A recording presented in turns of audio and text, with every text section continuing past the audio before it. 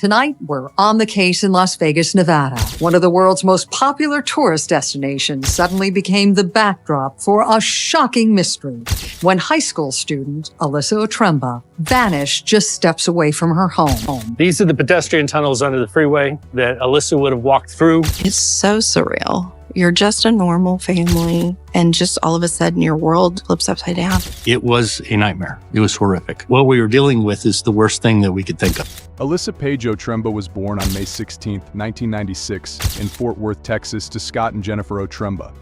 She was the eldest of 3 siblings and grew up with her sisters, Megan and Hayden. As a military child, Alyssa's formative years were marked by frequent relocations. At the age of 3, her family moved from Texas to Florida, where they lived for 3 years. Afterward, they spent a year and a half each in Germany and England, followed by 2 years in Georgia. In early 2008, the family settled in Las Vegas, Nevada, even as Alyssa's father continued his overseas deployments. Alyssa was known for her magnetic personality and quick wit. She had a natural ability to win people over, often engaging friends and acquaintances with her sharp humor and amusing anecdotes. An outgoing and sociable person, Alyssa was especially excited to begin her sophomore year at Arbor View High School in late August 2011, following a year of being homeschooled. She was thrilled to go to a high school. She would tell kids, I just got out of prison, and they look at her and she goes, well, it was homeschool, but it's kind of the same thing. On September 2nd, 2011, Alyssa stayed home from school, feeling worn out from her performance with the school's marching band the night before. That afternoon, she arranged to meet her classmate Cody to borrow a textbook for the weekend homework. Before heading out, Alyssa called her mother, Jennifer, to ask for permission. Concerned, Jennifer advised her not to go alone. She assured Alyssa she'd be home soon and could drive her to meet Cody. Besides, it was the start of the Labor Day weekend, so the homework could wait. However, Alyssa insisted on walking, as she wanted to get some exercise. She was also eager to finish her schoolwork so she could enjoy the long weekend without any lingering tasks. Alyssa then promised her mother she'd be back before dark. Despite her reservations, Jennifer reluctantly granted her permission. At 6:38 p.m., Alyssa sent her mother a text to let her know that she was on her way home and had already reached Grand Teton, the main street in their neighborhood. In a follow-up message, Alyssa mentioned that her phone was about to die but reassured her mother she would be home in about half an hour. Around 30 minutes later, Jennifer texted Alyssa, asking if she had made it home. When she didn't receive a response, she called the house only for Megan to inform her that Alyssa still hadn't returned. It was then that Jennifer began to feel a sense of unease. She rushed home and frantically made a series of phone calls in a desperate attempt to find her daughter's whereabouts. Meanwhile, Megan used an app to try to track her older sister's phone. Unfortunately, neither of their efforts gave them the answer they were looking for. Later that evening, Megan got a hold of Cody and asked him what happened to Alyssa. To her surprise, Cody revealed that he didn't even get to meet Alyssa that afternoon. Since both of his parents weren't home, he wasn't able to leave the house, so he texted Alyssa around 6 p.m. to let her know he wasn't going to meet her. When Megan informed her mother about this, Jennifer's worry quickly escalated into panic. At a little past 10 p.m., she reached out to the Las Vegas Metropolitan Police to report her eldest daughter missing. Within minutes, a police officer arrived at the Otremba home to interview Jennifer and Megan. Since Megan was home when Alyssa left, she was able to give the officer a detailed description of what her sister was wearing. The officer then relayed this information to his colleagues. Soon after, several police officers began patrolling and kept a lookout for a young woman fitting Alyssa's description. Even with the authorities now involved, however, Jennifer couldn't sit still. She continued her own search late into the night. She called several local hospitals, checking if Alyssa had been in an accident and admitted. When that led nowhere, she reached out to friends and organized a search party. They drove through the neighborhood, questioning people at the nearby park and hanging missing person flyers. With only a few hours of rest, Jennifer and her friends continued distributing flyers and expanding their search throughout the following day. However, despite their relentless efforts, and those of the local police, Alyssa remained missing. That would all change on the night of September 3, 2011. Just over 24 hours after Alyssa vanished, Jennifer received a call from a friend who told her that the police had just discovered a burned body in a vacant lot not far from their home. Although the body had not yet been identified, Jennifer's mind immediately went to the worst possible scenario. She bolted toward the vacant lot behind their house and saw a swarm of police officers. The area was sealed off, and the officers held the desperate mother back from seeing the gruesome scene. One of them gently informed her that they believed the body to be her daughter. Supporting that theory was the fact that they had recovered a neon green sneaker not far from the body, similar to what Alyssa had been wearing the night she disappeared. The officer then advised Jennifer not to view the body. He explained that the remains were in such a terrible state that it would be best not to have that image as Jennifer's last memory of her daughter. Eventually, the detectives made a grim request to Jennifer her daughter's dental records. Due to the severe burns to the face, hands, and chest of the body, they determined that those records were the most reliable way for the medical examiner to confirm the identity. Hours later, the test confirmed what Jennifer and the police had feared all along. The victim was, indeed, her daughter. The sudden loss of Alyssa and the horrific nature of her death came as a shock to the Otremba family. I couldn't believe it. And then, I started crying. But it still didn't hit me that she wouldn't come home, that I would never see her again, Jennifer recalled. It's so surreal. You're just a normal family and then, all of a sudden, your world flips upside down, she added. What made it even harder was that Alyssa's father, Scott, was abroad at the time. Jennifer had to summon the strength to break the devastating news to him, knowing it would shatter him as well. As the Otremba family and the entire community mourned, the Las Vegas Metro Police intensified their efforts to solve this heinous crime as swiftly as possible. Forensic experts determined that Alyssa had been violated prior to being killed, as proven by the foreign DNA inside her body. The autopsy further revealed that, before she passed away, she had been stabbed over 80 times.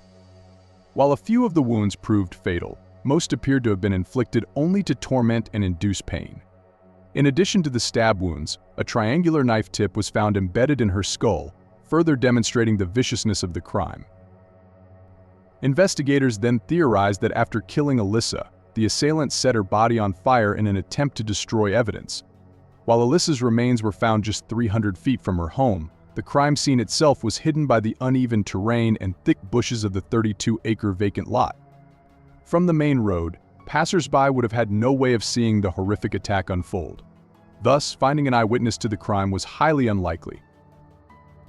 Nevertheless, the barbaric nature of Alyssa's death led authorities to believe that the attacker was a seasoned predator, likely with prior victims.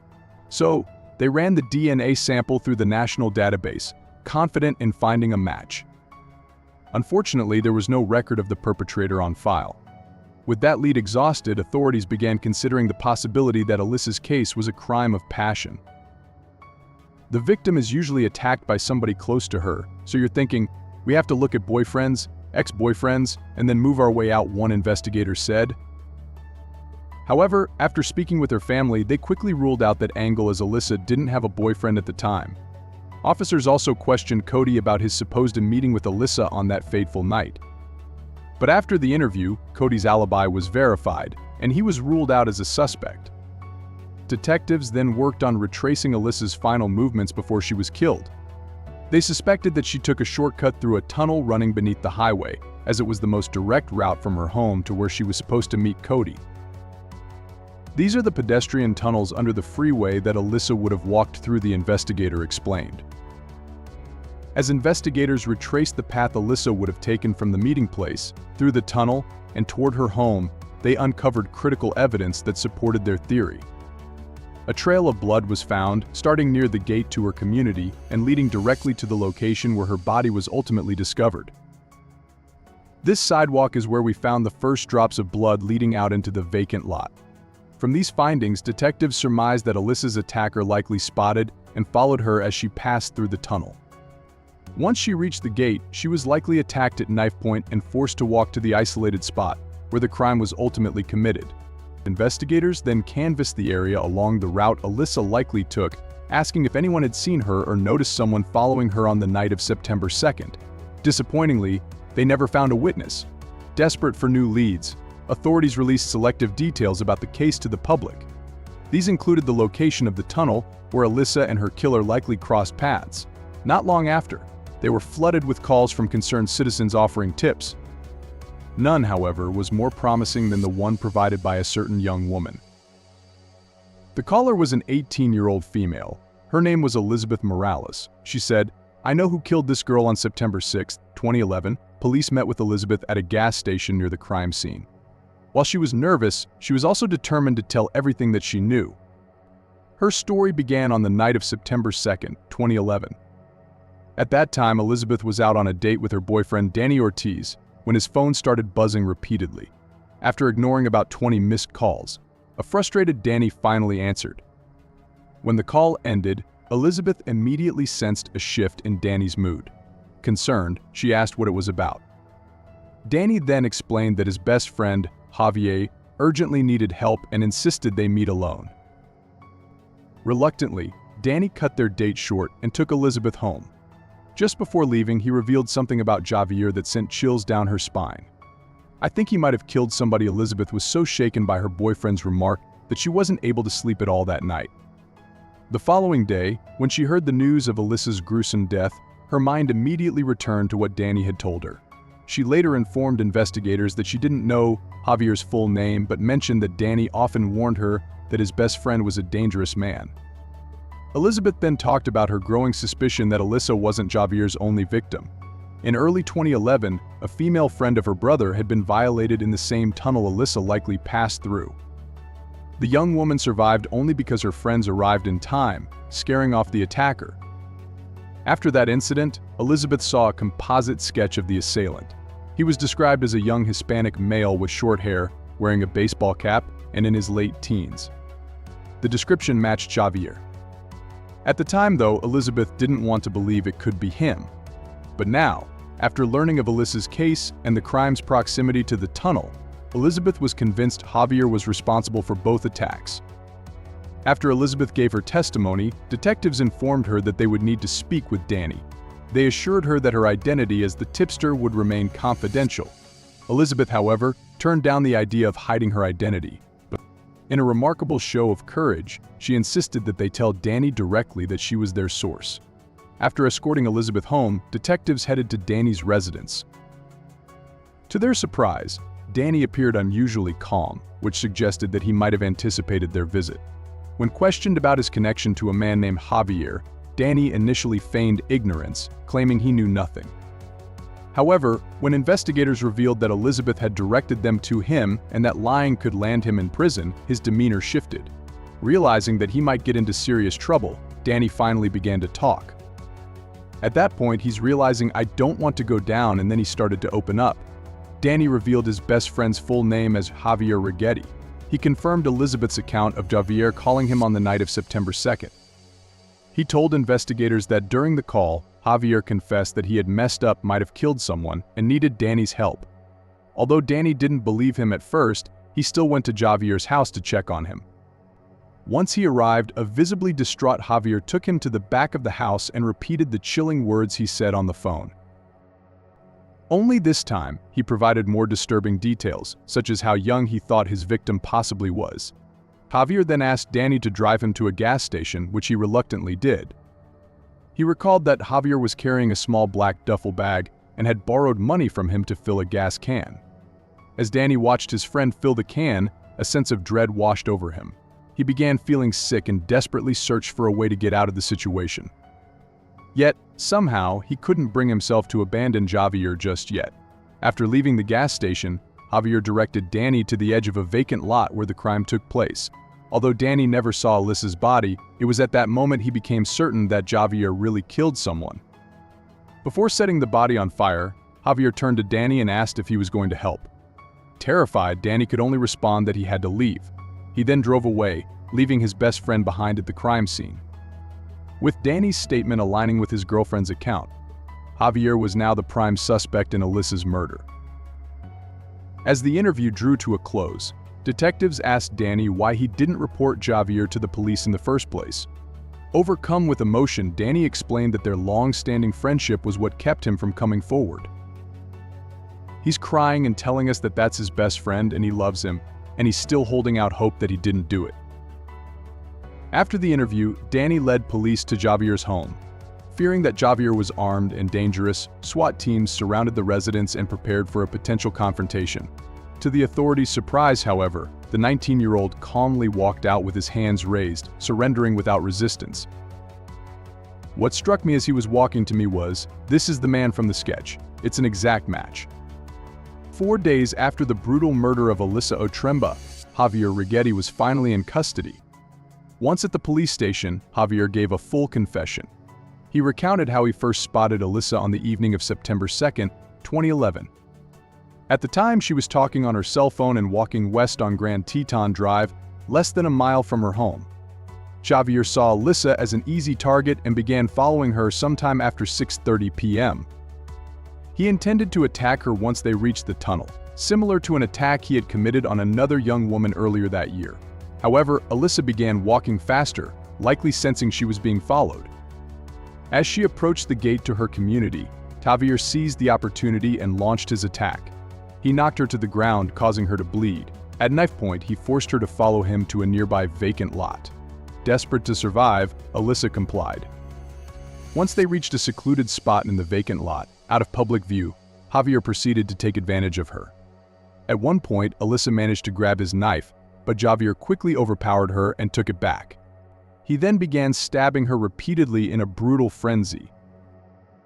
In a twisted act, he carved the initials LV for Las Vegas into her thigh, thinking it was a gangster move. To deliver the final blow, Javier drove the knife into Alyssa's chest, ensuring she was dead. Javier then confessed to a series of other crimes, claiming that he started committing these horrific acts at a young age. In addition to Alyssa and the young woman he attacked in the tunnel in early 2011, he admitted to at least 3 more victims. Among them was his own cousin, whom he violated in Mexico in June 2011, just 3 months prior to his crime against Alyssa. At the end of the interrogation, Javier revealed to the detectives the location of the evidence related to Alyssa's murder. Following his directions, police discovered a duffel bag hidden in his home.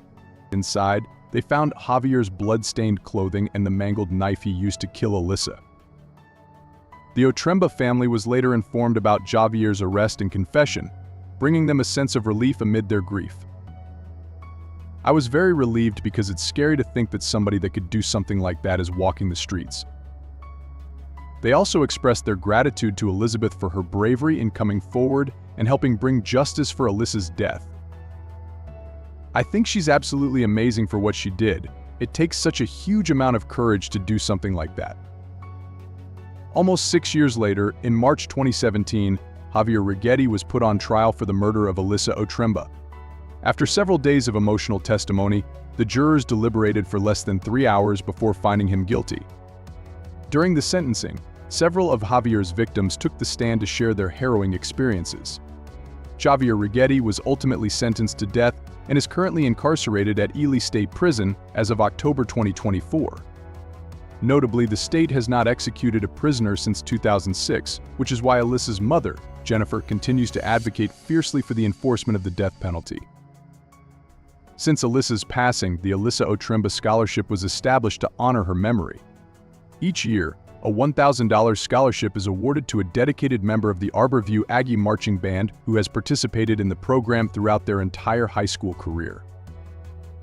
Alyssa Otremba was a vibrant, fun-loving young woman who brought joy to everyone she encountered. With a natural gift for making others laugh, she was always ready with a witty remark, an amusing anecdote, or a heartwarming story.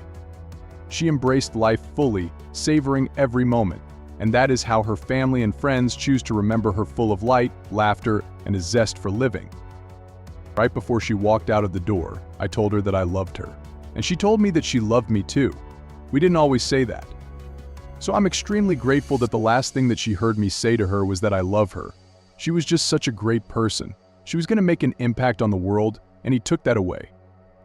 She was the sunshine of our family. She would bring us all together. She was and is my hero. And it's hard going on without my best friend.